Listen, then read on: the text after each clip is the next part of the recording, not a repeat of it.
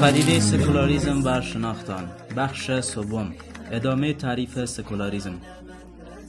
معجم جدید بین المللی سکولاریسم را این گونه تعریف می کند: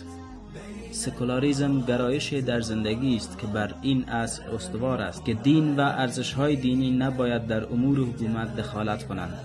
علمانیت نوع نظام اجتماعی در حوزه اخلاقی است که مبتنی بر اندیشه ایجاد ارزش‌های رفتاری و اخلاقی بر اساس ضوابط زندگی معاصر و پذیرش اجتماعی است، نه بر پایه دین و آموزه‌های دینی.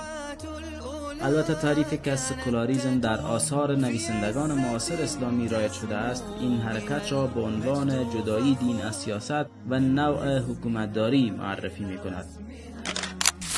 اما در حقیقت این تعریف نمیتواند مفهوم و مدلول دقیق این اصطلاح را به مخاطب منتقل کند، زیرا سکولاریسم تنها به جدایی دین از سیاست محدود نمی شود، بلکه به تمام افراد و تمامی سلوک و رفتارهایی که حتی با دولت